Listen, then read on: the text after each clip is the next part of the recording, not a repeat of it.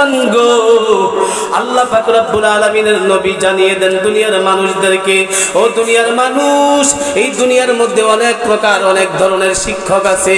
আল্লাহ পাক রব্বুল আলামিন আমাকে জিবরাইলের মাধ্যমে জানিয়ে দিয়েছেন, ও মুহাম্মদ সাল্লাল্লাহু আলাইহি ওয়াসাল্লাম, এই দুনিয়ার মধ্যে কোন শিক্ষকের দাম আল্লাহর কাছে সবচেয়ে বেশি, কোন ছাত্রের দাম আল্লাহর কাছে সবচেয়ে বেশি।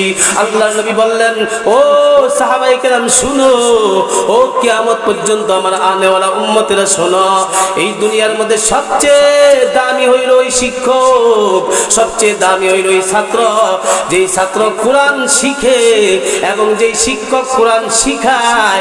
যারা কোরআন শিখে এবং যারা শিখায় তারা হইল আল্লাহর কাছে সবচেয়ে বড় দামি মানুষ। সুবহানাল্লাহ, একটু জোরে বলতে হবে। মাইলে মুমিন সুয়ে মুমিন মিশাওয়াদ, মাইলে কাফের সুয়ে কাফের মিশাওয়াদ। এক জমানা সোহবতে বা আউলিয়া, বেহতরাদ সদ সাল তোত বেরিয়া, সোহবতে সালেহ তোরা সালেহ কুনাদ, সোহবতে তালেহ তোরা তালেহ কুনাদ। তাহলে কি বুঝলেন? এই দুনিয়ার মধ্যে যারা কোরআন জানতে চায়, কোরআন বুঝতে চায়, কোরআনের ব্যাখ্যা বুঝতে চায় এবং যারা কোরআনের ব্যাখ্যা বুঝাইতে চায়, কোরআন যারা শিখাইতে চায়, কোরআনের শিক্ষক এবং কোরআনের ছাত্র, তাদের দাম সবচেয়ে বেশি। দুনিয়ার মধ্যে নবীর ঘোষণা সত্য না মিথ্যা? ও মুসলমান গো, এই জন্য যারা মাহফিলে এসে বসে গেছেন, আপনাদের মতো দামি এই দুনিয়ার মধ্যে কেউ নাই। আর আমরা যারা কোরআনের ফেরিওয়ালা, যারা নবীর ফেরিওয়ালা, আল্লাহর ফেরিওয়ালা, কোরআনের ফেরি করে সারা দেশে ঘুরি, একমাত্র শুধুমাত্র উদ্দেশ্য হইল আল্লাহ বলা মানুষগুলো যাতে আল্লাহর সাথে সম্পর্ক লাগাইয়া দেওয়া যায়, বেনামাজি ভাইদেরকে যাতে মসজিদমুখী করা যায়, অবাধ্য সন্তানদেরকে যাতে বাবা আমার ভক্ত বানায়া দেওয়া যায়। সেই জন্য আমরা খালেস নিয়তে আল্লাহর সন্তুষ্টির জন্য সারা বাংলাদেশে এ মুসলমান কোরআনের ফেরি করি, কোরআনের বয়ান করে ঘুরি ঘুরি, আমরা কোরআনের বয়ান করে থাকি। আর যারা কোরআনের বয়ান শুনে, আল্লাহর নবী বলেন এই দুনিয়ার মধ্যে কোরআনের শ্রোতা এবং কোরআনের বক্তা তাদের মতো দামি দুনিয়ার মধ্যে আর কেউ নাই। এ মুসলমান গো, এই জন্য আপনাদের সম্মুখে 23 এবং 24 নম্বর আয়াতে কারিমা তিলাওয়াত করেছে, সূরার নাম সূরাতুল বনী ইসরাইল। এ মুসলমান, আলোচনার আলোচ্য বিষয় হইল মা বাবার খেদমত। কার খেদমত? মা বাবা আমাদের আছে না নাই?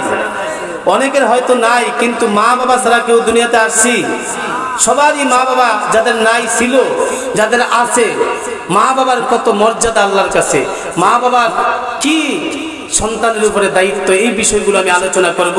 আপনারা কি রাজি আছেন? জোরে বলেন, রাজি আছেন?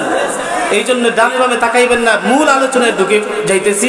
মূল আলোচনায় আমি প্রবেশ করেছি ইনশাল্লাহ। সবাই জোরে সোরে একটু আল্লাহু আকবার করো। মাশাআল্লাহ। টেস্ট করতেছে আগে।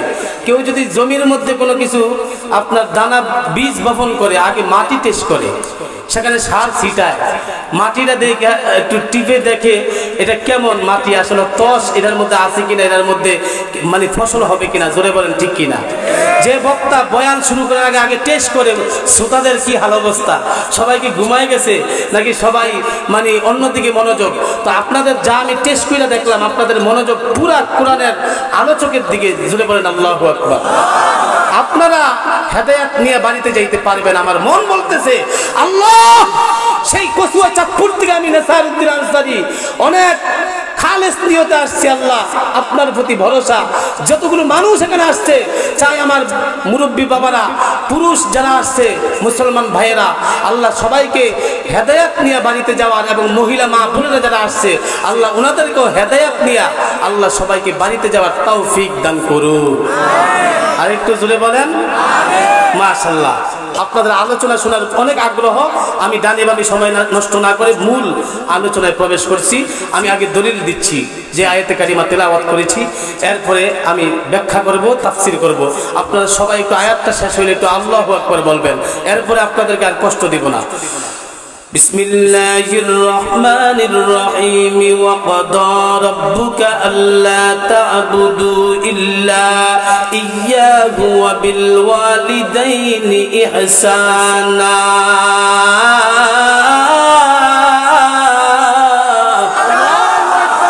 কিরে ভাই আওয়াজটা কি হইছে? আওয়াজটা তো ফাঁকে ফাঁকে অনেকে ছাড়েন নাই। ধামরাইয়ের মুসলমান, ঢাকার মুসলমান তো অনেক শক্তি, তাদের ইমানি শক্তি। কারণ ঢাকার আপনারা পুরা বাংলাদেশের মধ্যে রাজধানীর মানুষ।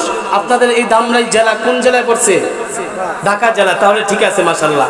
তাহলে আমি যাতে গর্ব করতে পারি আগামী সামনে যতগুলো মাহফিল আমার আছে, যে ধামরাইয়ের মুসলমান অন্যান্য জেলার মুসলমানের চেয়ে ঢাকার মুসলমানের ইমানি শক্তি বেশি, যাতে আমি বলতে পারি। সবাই রাজি আছেন? আবার কণ্ঠ ছেড়ে দেন। ওয়াকাদা রাব্বুকা আল্লা তা'বুদু ইল্লা ইয়্যাহু ওয়া বিল ওয়ালিদাইনি ইহসানা।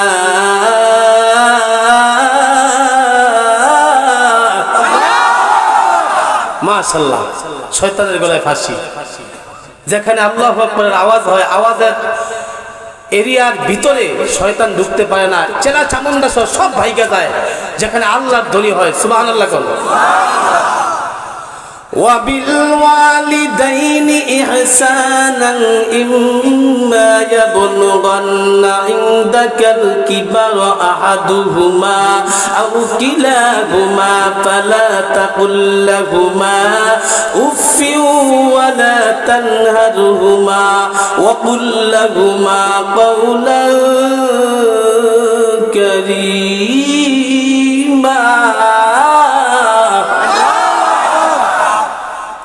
মাশাআল্লাহ মাশাআল্লাহ। واخفض لهما جناح الذل من الرحمة وقل رب ارحمهما كما ربياني صغيرا।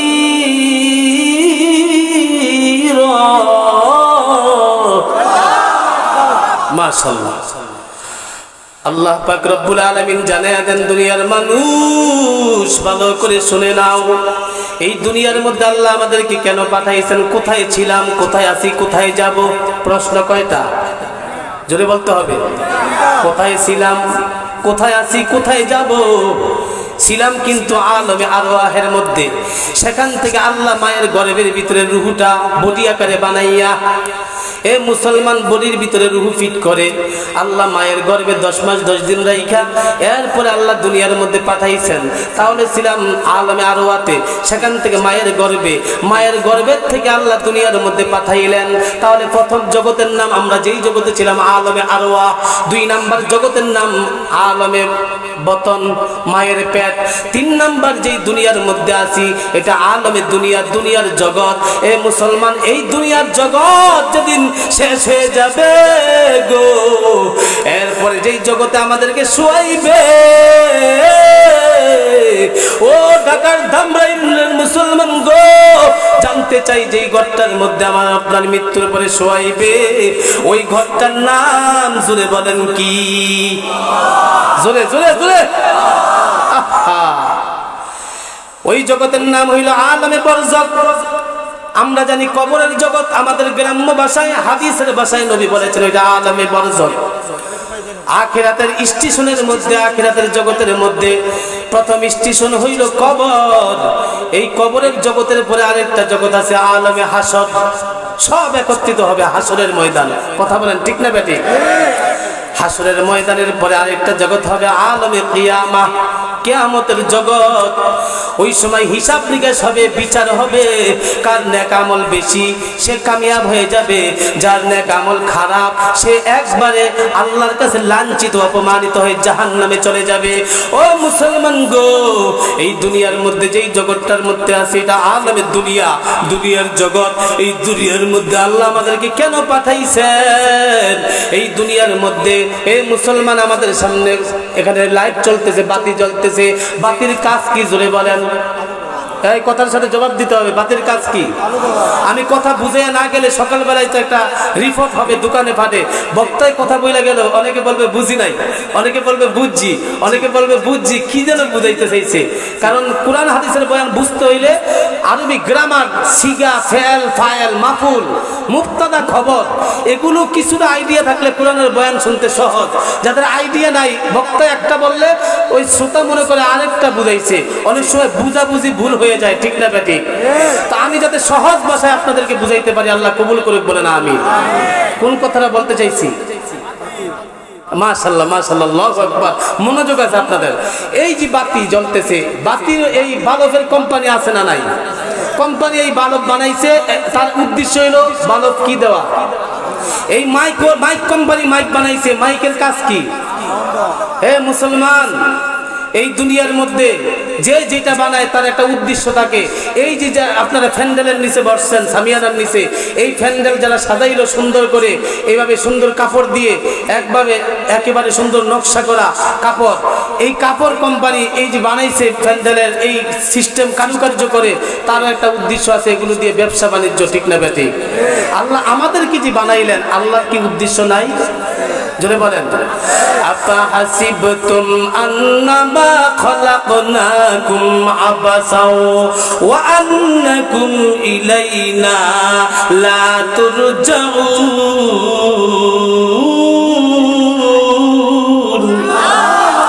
আল্লাহ পাক রব্বুল আলামিন বলেন, বান্দা আফা হাসিবতুম, তুমি কি ধারণা করেছো, আন্নামা খালাকনাকুম আবাসা, আমি তোমাদেরকে অনার্থক সৃষ্টি করেছি? না না, আমি আল্লাহ তোমাদেরকে অনার্থক সৃষ্টি করি নাই। আমি আল্লাহ দুনিয়ার মধ্যে যেই কোনো মানুষ, যেই কোনো জিনিস বানাইলে তার আগে একটা উদ্দেশ্য থাকে, এইটা এই কাজের জন্য বানাইছে, যেটা যেই কাজের জন্য বানাইছে ওটা যদি ওই কাজ না দেয় তাহলে ওই জিনিসের কোনো মূল্য আছে? এই বাতির কাজ আলো দেওয়া, যেই বাতি আলো না দেয় ওই বাতিকে আমরা রাখবো, এটাকে আদর করব নাকি ডাস্টবিনে ফালাইয়া দিব? ডাস্টবিনে ফালাইয়া দিব। এই মাইক কোম্পানি মাইক বানাইছে, যেই মাইক আওয়াজ না দিবে ওইটা একবারে মনে করেন নষ্ট, এটার কোনো কাজ নাই, এটা কেজি হিসাবে বিক্রি করে, এটা যারা ভাঙ্গারি দোকানওয়ালা তাদের কাছে চলে যাবে। আল্লাহ পাক রব্বুল আলামিন বলেন, বান্দারে আমি আল্লাহ মানুষ বানাইছি যেই উদ্দেশ্যে, ওই উদ্দেশ্য যদি বান্দা অর্জন করে আমার কাছে আসতে পারে কবরে, আমি আল্লাহ বান্দার জন্য একটা জায়গা রেখে দিয়েছি, ওই জায়গার নাম হইল জান্নাত। আমি আল্লাহ একটা সুন্দর বান্দার জন্য একটা জায়গা, একটা বাগান রেখে দিয়েছি, ওইটা হলো জান্নাতের বাগান। আর আমি আল্লাহ যেই উদ্দেশ্যে বান্দাকে বানাইছি, দুনিয়াতে পাঠাইছি, ওই উদ্দেশ্য যদি বান্দা হাসিল না করতে পারে, ওই কাজ যদি বান্দা না করে যেই কাজের জন্য পাঠাইছি, আমি আল্লাহ বান্দার জন্য আরেকটা জায়গা বানিয়ে রাখছি, ওইটার নাম আপনারাই বলেন কি? জাহান্নাম। জোরে বলেন কি? জাহান্নাম। জায়গা কিন্তু দুইটা, কে জান্নাতে যাবে কে জাহান্নামে যাবে আমরা জানি না, কিন্তু জান্নাতের কাজ করতে, জোরে বলেন, করতে হবে। দল দুইটা, একটা জান্নাতি আর একটা জাহান্নামী। কোন দলে আমরা যাব ভাইবা চিন্তা করে আমরা সঠিক পথে চলতে হবে, তাহলে জান্নাত পাবো। যদি সঠিক পথে না চলি, ভাবনা চিন্তা না কইরা উল্টা পাল্টা, তাহলে কিন্তু জাহান্নামে যাইতে হবে। সেখানে ফেরেশতা আছে, শাস্তি রিমান্ডে দেওয়ার ফেরেশতা আছে। জোরে বলেন ঠিক না বেটি? আল্লাহ বলেন, ফারিকুন ফিল জান্নাতি ওয়া ফারিকুন ফিস সাঈর।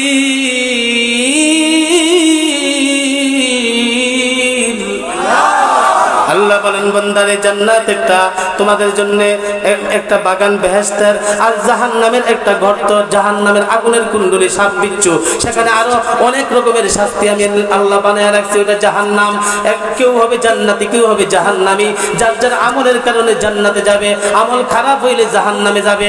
এ মুসলমান গো, জানতে চাই আমরা জান্নাতে চাই, যাইতে চাই কি চাই না?